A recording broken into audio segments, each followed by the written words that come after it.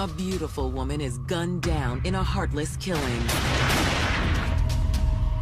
My baby died by herself in a car, in the cold, alone. She's a young lady on the verge of a great life, but we'll never know now. Very sad scene indeed. Seeking the killer, police uncover no shortage of suspects. There were stories of infidelity, of a violent, nasty, hateful love triangle going both ways. It was a situation that was just ready to explode. But is this star-crossed romance the prelude to an even deadlier rivalry? This was a gangland version of Romeo and Juliet. She's cheating with the opposition. I guess he loved her to death. As a gang member, you don't call the police. You handle your business. He was on the run from ultimately the same people that had killed her. January 31st, 2014, Richmond, Virginia. It's a blisteringly cold night for officers on patrol in the city's rough and tumble South Side. With any large metropolitan area like the city of Richmond, there are certain locations that are considered pockets of crime. In 2014, about 80% of the homicides were just in South Side of Richmond alone. At 1:30 a.m., a Richmond patrol officer receives a call from dispatch about a possible shooting in the area. 70 Alpha. 70 Alpha, go ahead. There's a young lady in a car, and she might have been shot. Temple. Emergency Communications dispatches Richmond Police Unit to the scene, the 2200 block of Mandalay Drive, which is in South Richmond. The caller is apartment resident Dormita Moore. Miss Moore is hysterical. She knows the young lady in the vehicle. She points to her car. She's in there. Car's on. It's backed into a parking spot. Okay, stay right here. Both of the doors were shut. The windows were fogged up. The officer goes up to the car and opens up the passenger side door. There's a young lady sitting in the front passenger seat, slumped over. The victim is bleeding from gunshot wounds to her face, in her hand and into her chest. One look, and the officer knows it's too late. 70 Alpha, I'm gonna need major crimes, crime lab, and other officers out here for crime scene support. He could tell based on the amount of blood. She died in that car, alone on a cold night. Miss Moore identifies the victim as 19-year-old Kadijah Stewart. As police investigate this young woman's tragic death, they'll uncover a labyrinth of love triangles and a crime of passion that have all the makings of a Shakespearean tragedy. This web of individuals with relationships that cross over and impact each other in a way that's horrific. Kadijah Stewart was born on March 9, 1994, into a modest but caring family. She grew up the daughter of a single mother. They had a loving relationship, and they were quite close. Kadijah was always the perfect mix of sugar and spice. She was always smiling, but if she didn't like you, she would let you know she always thought for herself. At age 13, she got her first taste of love when she met a 14-year-old charmer named Tommy Coleman. Tommy and Kadijah actually went to middle school together. He's light-skinned, handsome, fun kid. Even though they were young, they considered themselves serious girlfriend and boyfriend and truly in love. But just before his 15th birthday, the South Side streets got their claws into Tommy, and he and Kadijah's relationship was cut short. Tommy had been convicted as a juvenile of robbery and use of a firearm. He was sentenced to juvenile life. And while he was gone, they lost contact, didn't stay in touch. In high school, Kadijah met another good-looking bad boy, Lionel Carter. 6'7", broad shoulders. He looks like a basketball player. 4 years her senior, Kadijah was smitten with his towering frame and reputation as a rebel. He didn't follow the rules. He followed his own way. Despite his rough edges, Lionel treated Kadijah and her family with nothing but love and respect. He was welcomed into their home. I knew he was a little bit older than her, but it didn't really bother me.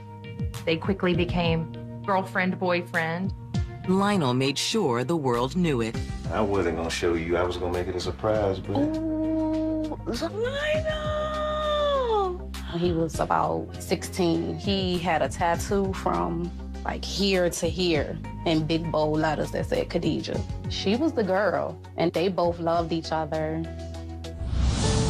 Though the more the couple saw of each other, the more Lionel's rebellious streak wore off on Kadijah. She got a little off track in high school. She wasn't focused on her studies, and she was hanging out more and more with Lionel and his friends. Lionel's friends were known to be gang members. Kadijah's mother wanted to make sure she didn't go down the same bad road that so many other kids in the neighborhood had traveled. She thought it was best that they move out of South Richmond. So in 2009, Kadijah's family relocated to the quiet community of Chesterfield County, 15 miles away. It's a different makeup than the city of Richmond. You have a higher income status. The schools are highly accredited. Kadijah missed her friends, she missed seeing Lionel every day. But eventually she began to enjoy life in Chesterfield. When we got to Chesterfield, she got back, focused on school. It made a big difference in her. She graduated with an advanced diploma in high school. She valued hard work. She did not want to rely on anyone. She wanted to earn money herself. Kadijah found a job with a local government contractor and was making very good money for someone so young.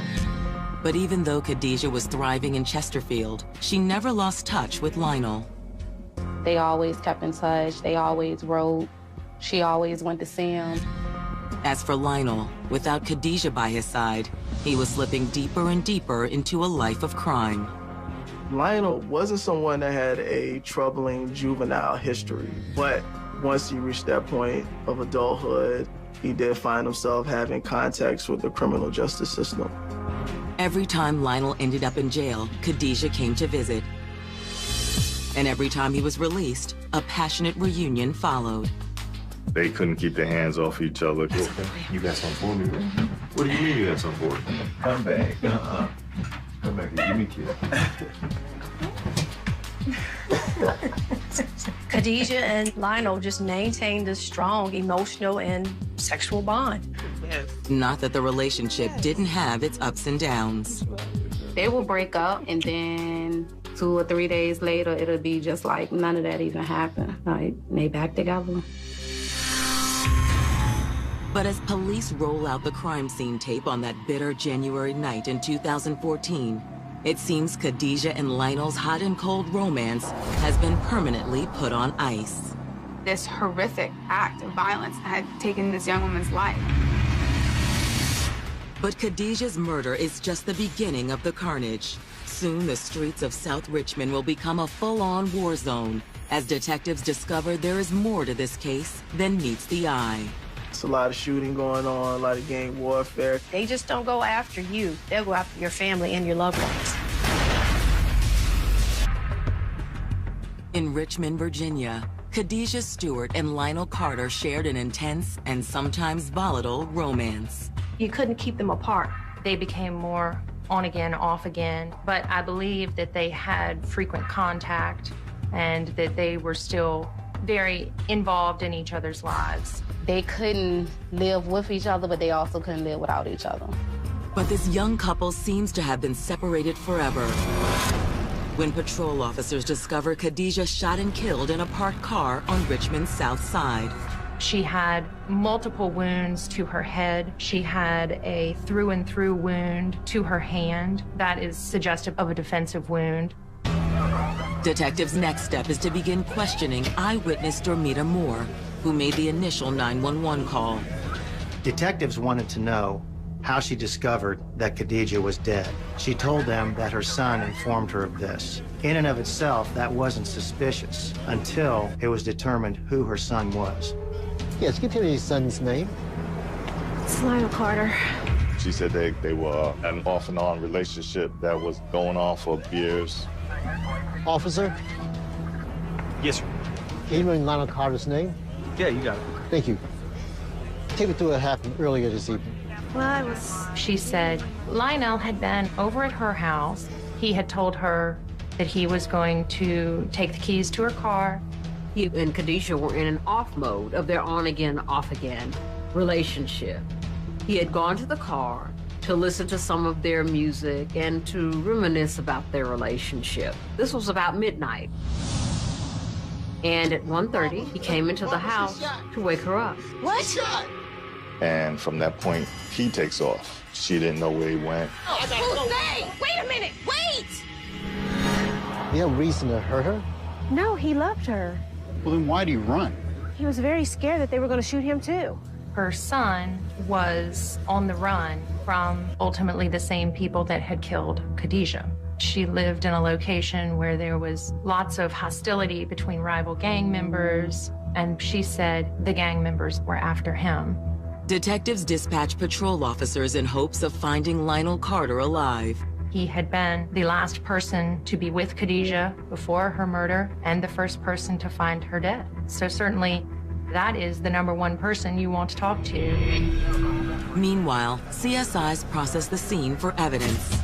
There was casings that were found on the outside of the vehicle. We had multiple cartridge casings that were located in the floorboard of the driver's side, which were all .40 caliber. She was shot with a semi-automatic .40 caliber weapon. While Kadijah's bullet-riddled body is hauled off to the coroner, detectives dig into Lionel Carter's background. What do you find out? A couple of misdemeanors early on. This guy's a Southside kid. A little bit of gang affiliation, maybe.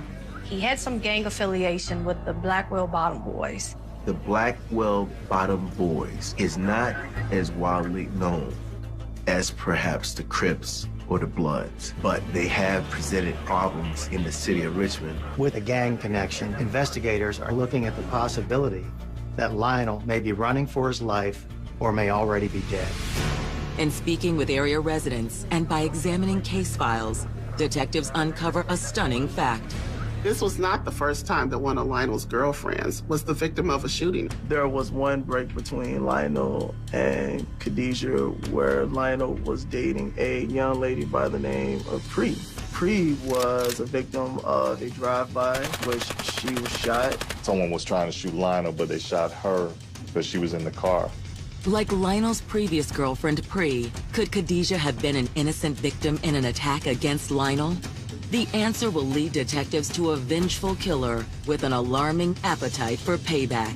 This guy is known for being someone that will be violent. He doesn't want to be tracked by the authorities. He just wants revenge.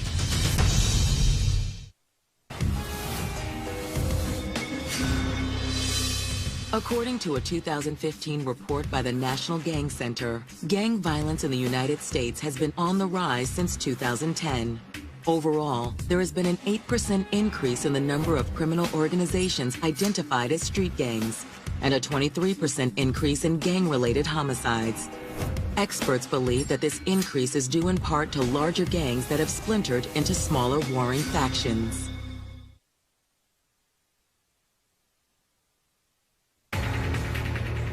Early February 2014, Richmond detectives are investigating the murder of 19-year-old Kadijah Stewart, who was shot while sitting inside a parked car belonging to her on-and-off boyfriend, Lionel Carter's mother. She was shot multiple times, once in the chest, at least once in the head.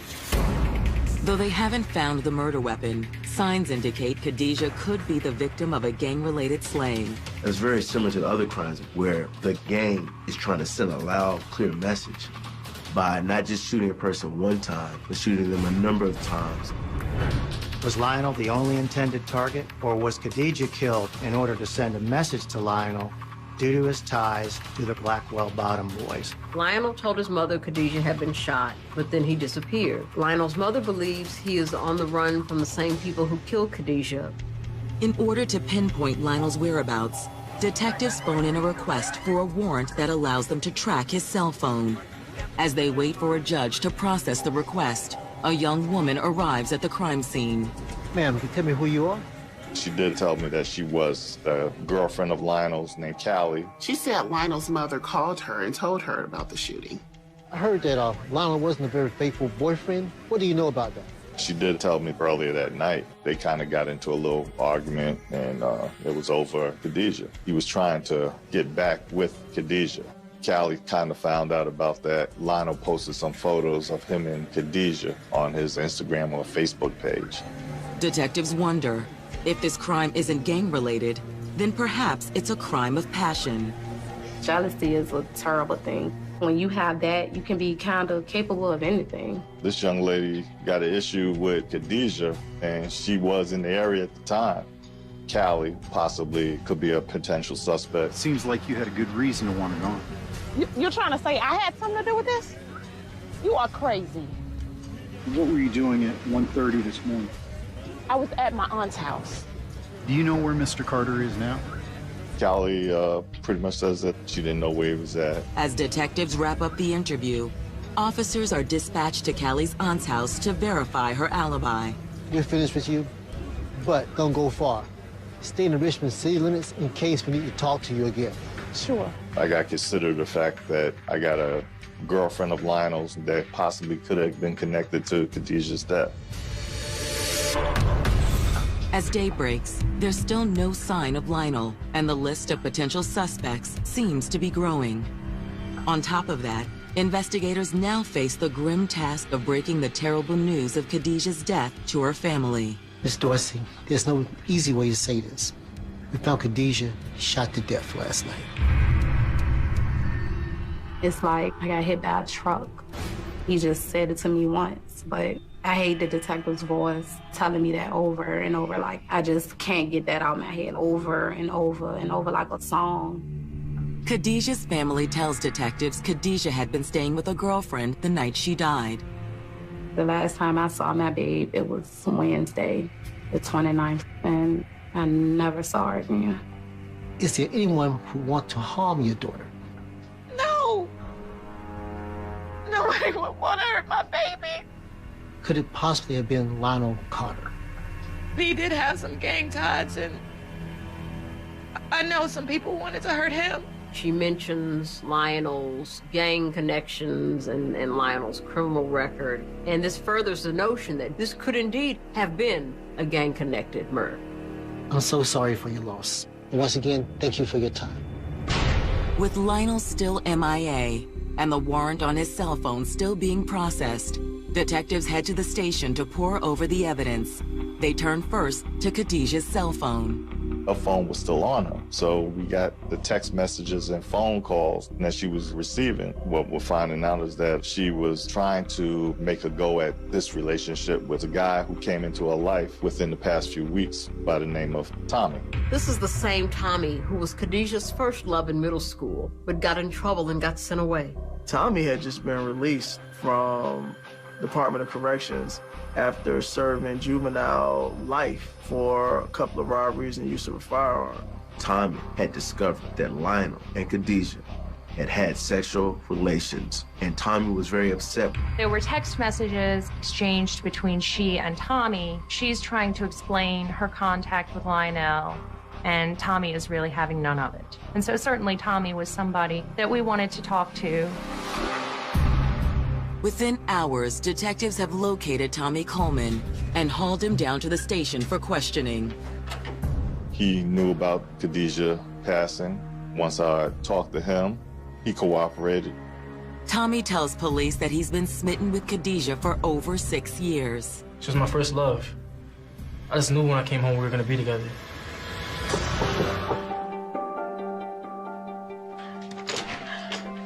Oh my. He just got out of incarceration 20 days ago and immediately sought out Kadijah to reconnect with her. She just was like, oh my God, you know, Tommy, when did you get out? And just was really excited to see him. Some sparks flew, and they started spending a lot of time together. You gotta let people know you're home. Let's take a picture. Okay. She has started to post pictures of her and Tommy, you know, on her Instagram. Quickly, their relationship was able to almost pick up where it left off many years ago, and they were able to rekindle a romance. Did she ever mention her ex-boyfriend, Lionel Carter? Yeah, she mentioned that fool. She said she's gonna break up with him. But Tommy also tells detectives that just one day before Kadijah's murder, he got an unwelcome call from Lionel Carter. Hello? Lionel actually called Tommy. Who's this? It glowed like, hey, you know, I'm with Kadijah. We've been together all day. You wasting your time. Why are you still here? Nobody told you. Man, listen here. Like I said, she been my girl since middle school. I ain't going nowhere, bruh. You know, like any man, once Tommy found that out, he was upset about that. And him and Kadijah, you know, got into a verbal argument about that. I told her it's either him or me. She had to choose. So I left. So you're trying to tell us that a tough guy like you just walked away? Man, listen. I didn't hurt that girl. I love Kadijah. He says Kadijah was one of the only things that he had before he went into jail and then coming out. Is there anyone who can account for your whereabouts last night? He was at the studio all night. Tommy said he was watching some friends record an album in a local studio. Until they can confirm Tommy's alibi, detectives have no concrete evidence on which to hold him and have no choice but to let him go. We'll be in contact. Police are faced with a number of possibilities. The possibility that it could be purely gang-related, the possibility that Lionel's girlfriend, Callie, targeted Kadijah, or the possibility that Kadijah's boyfriend, Tommy, killed her due to jealousy. Lionel was the last person to see Kadijah alive, which also makes him a suspect. At this point, I'm trying to find out exactly where everyone fits into the investigation. As detectives begin to look into Tommy's alibi, they continue to put out feelers for Lionel. Investigators are hopeful that the judge's warrant to ping Lionel's cell phone will help pinpoint his location. But even with the warrant in hand, police come up empty. He had stopped using his cell phone. We were unable to determine a location. The lack of activity on Lionel's cell phone makes investigators worry that if this case is indeed gang-related, then perhaps whoever killed Kadijah has found Lionel and finished what they started. If someone was after Lionel, was Lionel even alive? During the bitter winter of 2014, Richmond, Virginia homicide detectives are struggling to solve the mysterious murder of Kadijah Stewart. The suspects are myriad: Kadijah's ex-boyfriend, Lionel Carter, Lionel's jealous current girlfriend, Callie Bennett, and Kadijah's childhood sweetheart turned new beau, Tommy Coleman. But with repeated calls to Lionel's cell phone going unanswered, investigators worry Lionel may also be a victim. There's a possibility that Kadijah's murder was not love-related at all, but related to gang violence. Basically, anything is still possible at this point. Lionel Carter's current girlfriend, Callie, asserts that she was with her aunt at the time of the murder. Detective Coates followed up on her particular alibi and was able to corroborate it through multiple witnesses. As for Kadijah's new boyfriend, Tommy Coleman, he claims he was at a local recording studio when Kadijah was shot. They did talk and text on the phone. They were supposed to see each other. But as detectives pore over Tommy's records back at the station, they soon uncover an alarming piece of information that makes them skeptical of his alibi. Tommy is involved with the Uptown gang. Uptown is a huge rival of the Blackwell Bottom Boys gang, the gang that Lionel is affiliated with. Could Tommy and his fellow members of the Uptown gang have put a hit out on Lionel? A hit that caught Kadijah in the crosshairs. He has this gang issue with Lionel. They both are after the same woman. Lionel's mother indicated that someone might be after him, and that someone might be Tommy. However, after detectives finished tracing Tommy's movements on the night of the crime, his recording studio alibi seems to hold up. I talked to individuals who verified that he was with them. I got his cell phone records, his tower information, puts him about approximately 6-7 miles away from the scene of the murder. So pretty much alibied Tommy out of being a suspect. Although it's apparent Tommy didn't pull the trigger that killed Kadijah, investigators haven't ruled out the possibility that another member of the Uptown gang very well could have. Often happens when you go against a gang, bad things happen, and certainly nothing worse could have happened than what happened that night. Investigators hope to find witnesses in the area who can provide them with more insight into the Uptown gang. Detectives start canvassing the neighborhood. No one in the neighborhood claims to know anything, an all too common response in this rough and tumble community. It is very difficult to convince witnesses who have very important pieces of information to come forward because they fear for their safety. After exhausting the bulk of their leads, detectives begin to lose hope. The trail is going cold. But suddenly, there's a break in the case. Although Lionel's cell phone's gone silent, police discover he's been active on social media.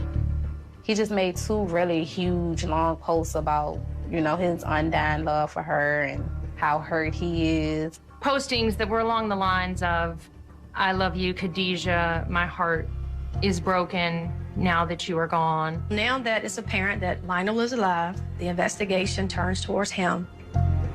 But even though they're now following Lionel's emotional posts on social media, detectives are no closer to pinpointing his exact whereabouts. You're posting your pledge of how much you love this young lady, but you're the last person to see her. I would think if you didn't do it, you would want to try to at least help with the investigation, but he never reaches out.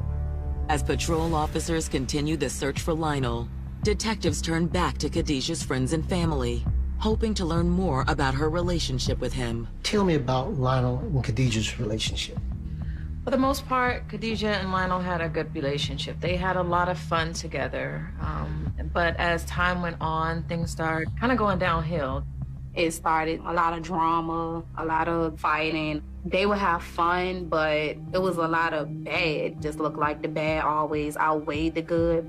They would break up and get back together, break up again, and the relationship just became somewhat toxic. Both sides of the family tried to tell them to stay away from each other, that eventually someone's going to get hurt at the way they were going, but they just wouldn't stay away. Kadijah's family claims that when she reunited with her old flame, Tommy Coleman, after his release from jail, the dynamic between her and Lionel seemed to shift. Tommy was like a direct threat. Her and Tommy had history. You know, he was there before him. Usually he could kind of scare off the other guy, but Tommy just won't scare him, so he couldn't work that angle, so he had to try to figure out a way to break them up. Lionel was so desperate to maintain control over her that he began to terrorize her. He slashed her tires and posted naked pictures of her on the internet, doing all kinds of just real crazy stuff. She was like, oh, Mom, he not crazy. He not gonna do nothing to me. I knew something bad was gonna happen. Hoping for more insight, detectives reach out to the friend Kadijah was staying with on the night in question. Kadijah's mother said that she was here the night of the murder? Yeah, she was. What can you tell me about that night? I don't really know much about that night, but my mom may know more. She tells the investigator that they want to speak with her mother, Barbara. And that's where Barbara makes this huge revelation about a very heated conversation that she hears. That was a watershed moment for us.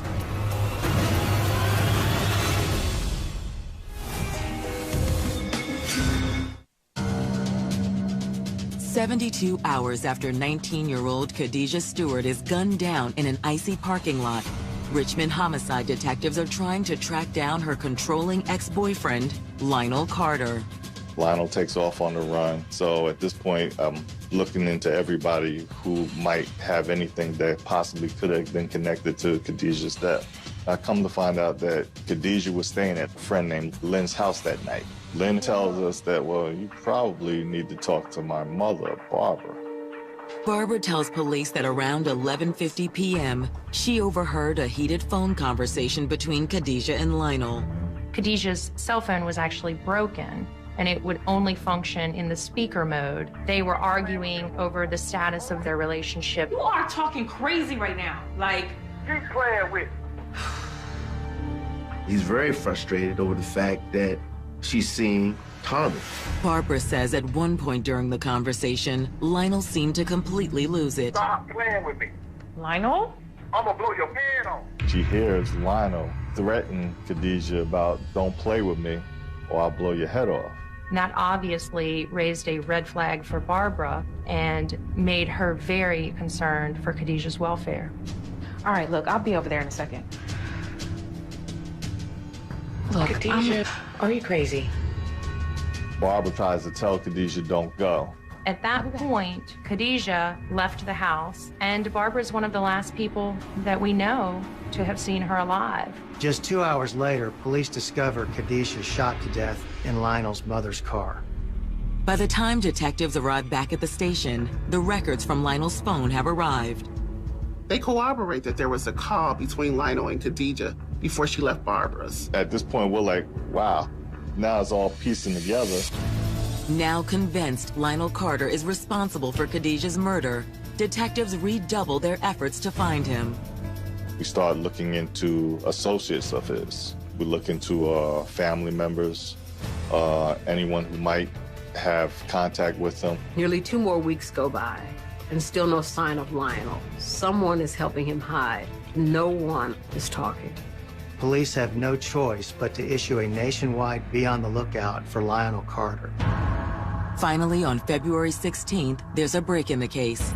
More than 500 miles south in DeKalb County, Georgia, a patrol officer spots a couple hanging out in an area frequented by homeless people. The officer simply went up to them and tried to identify them. I noticed y'all being around here before. Do you have any idea on... Yes, I do. You doing all right? I'm doing fine, thank you. Lucky for us, the guy gave his real name as Lionel Carter. Interestingly enough, his girlfriend, Callie, is with him. This is the same Callie who was told to stay in Richmond until the case was closed. Dispatch, I need to check warrants on the subject. Be a Lionel Carter. They ran him to see if he had warrants. They found out that he's wanted. DeKalb authorities take Lionel into custody, but have no reason to hold Callie. Callie was allowed to return on her own to Richmond and was not arrested for anything related to this particular incident. News of the arrest comes as a relief to Kadijah's family, but does little to ease their pain. I don't even know how to feel about him. I want to say I hate him, but it's like you have to have some type of feeling for somebody to hate him. He's just a monster. On February 25th, 2014, Lionel Carter is extradited back to Richmond. We advise him of his rights and try to talk to him. Lionel stays mute. He doesn't even give me his name or anything. No response, no answers, no talking. I show him pictures of Kadijah, but he doesn't flinch. It simply was the defendant exercising his right to remain silent, which he certainly is entitled to, and he exercised it to the 10th degree. Lionel's refusal to talk to investigators doesn't stop them from throwing the book at him. In December of 2014, a grand jury formally indicts him on 2 charges related to the murder of Kadijah Stewart. He was charged with first-degree murder and use of a firearm in the commission of first-degree murder. Although Lionel faces a possible life sentence if convicted, the case against him is far from airtight. They don't have no evidence. They don't have a gun. By not having a murder weapon, they weren't able to get DNA off the weapon. They weren't able to get fingerprints off the weapon. There's no eyewitness. We had a very circumstantial case. As the case heads to trial, Lionel's defense team claims they have proof beyond a shadow of a doubt that Lionel Carter had nothing to do with the murder of Kadijah Stewart. From the time that he shared what happened to me, from the time that I saw the evidence, I knew at that point it was my duty to let the court know that this is an innocent man.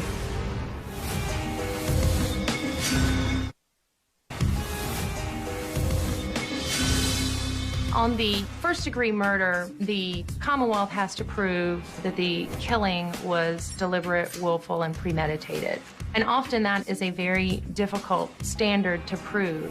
Lionel Carter had a great confidence throughout all of the court proceedings. He was very confident that he was going to go home, and he exuded an air of confidence while he sat at the defense table.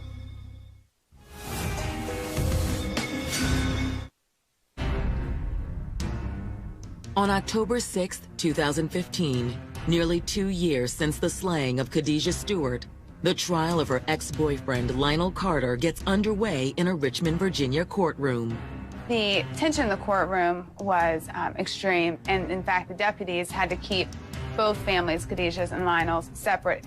In opening statements, the prosecution portrays Lionel as a vindictive ex, hell-bent on making sure if he couldn't have Kadijah, no one could. Lionel Carter wanted to control Kadijah Stewart at all cost. And when he could no longer control her, she paid the ultimate price. Prosecutors pieced together for the jury what they believe transpired the night Kadijah was murdered. At 11:50 p.m., after a heated phone argument, Kadijah agreed to meet Lionel outside his mother's South Side apartment. She pulls into the parking lot, gets out of her car, and gets into Lionel Carter's car on the passenger side. She pretty much let him know it was over with. Lionel just wouldn't take no for an answer. You still tripping? Yeah, I'm tripping. For what, Lionel? What you mean for what? What are you tripping for? The defendant pulled the gun and immediately shot her. Multiple shots to her head. According to prosecutors, after shooting Kadijah, Lionel fled the scene and disposed of the gun at an unknown location. Prosecutors also point to the large volume of circumstantial evidence. Lionel Carter telling his mother that Kadijah had been shot. That puts him last with the victim. The other circumstantial evidence, the fact that he fled. But the state's most compelling evidence comes from the testimony of Barbara Murray, the mother of Kadijah's friend, Lynn. On the stand, Barbara recalls the phone conversation she overheard the night of the murder, in which Lionel threatened to blow Kadijah's head off. Barbara was very brave to come forward and to testify. That is not something that is easy for witnesses to do in our community. No snitching. That's this big thing with this culture. But she just told it how it was, you know. She was Kadijah's voice. She is my baby angel. Barbara Murray's testimony seems to tilt the case in prosecutors' favor. But when it's the defense's turn, they call a surprise witness. None other than Lionel Carter himself. I felt that he would need to testify to show the world that he was not involved in the murder of Kadijah. Lionel claims trouble had been brewing between him and Kadijah's new boyfriend, Tommy Coleman, in the weeks leading up to her murder. Lionel and Tommy were in opposing criminal factions of the South Side, Uptown and the Bottom. By virtue of the gangs that they're in, there is a true hatred between the two. And according to Lionel, when Tommy found out he and Kadijah were still sleeping together, Tommy lost it. Tommy is threatening to shoot her, to smoke her, to kill her, because she has just betrayed him. Lionel claims Kadijah called him and asked if she could come to his mother's house where he could protect her. Lionel told her yes, but when Kadijah arrived, all hell broke loose. Lionel Carter gave a story that he was in the vehicle with Kadijah, that a suspicious car began to pull into the apartment complex. Kadijah seems to recognize this vehicle somewhat, and so they stop talking. He's thinking Tommy, he's thinking Uptown. He knows if it's Tommy, if it's Uptown, for him, this will be fatal. Lionel claims at that point, Kadijah told him to save himself. Get out of the car, Lionel! What? She was frantic. She said, "You better go now." Lionel says he made the split-second decision to bolt. Then, all he heard was gunfire. During trial, Mr. Carter became very emotional and indicated that when he returned, he saw Kadijah and could tell that she was dead. When asked why he never contacted police if he was innocent, Lionel insists it's just part of the gangster code. He's a man that has revenge in his heart. His goal at this time is getting a firearm, getting even with Uptown. And Tommy, at the time, Lionel was actually wanted for a few felony warrants. So if he had any contact with the police, he would be arrested on sight. Lionel's story seems to have planted the seed of reasonable doubt, at least until prosecutors cross-examine him and immediately start poking holes in his testimony. We know that the shooting happened inside within the vehicle.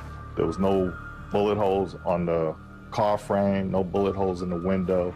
The casings that were found on the outside probably were in his lap. So when he stepped out of the vehicle and stood up, the casings fell onto the ground. Based on the angle of the injuries, the locations of the shell casings, and blood spatter evidence, Kadijah was killed by somebody sitting next to her inside the car, and that person could only be Lionel Carter. On October 8th, both sides rest their case, and the jury adjourns to deliberate. It takes just 45 minutes for them to return with a verdict. The jury came back with the guilt phase and found Lionel guilty of second-degree murder. The family was overwhelmed and thankful. We got the verdict we wanted, and he's off the streets. Kadijah's family is even more grateful when the judge hands Lionel a hefty 33-year sentence. Sitting down with Lionel Carter, looking him eye to eye, face to face, he has no remorse and no sympathy for what he did. I think he's a cold-blooded, cowardly killer. She's still my baby. I still talk to her. I can still hear her laugh if I listen hard enough. She just my angel, and that's who she is. I want somebody to look at her story and just realize that the relationship they're in could end up like Kadijah. If you're in a relationship and it's like just drama, just be strong enough to walk away.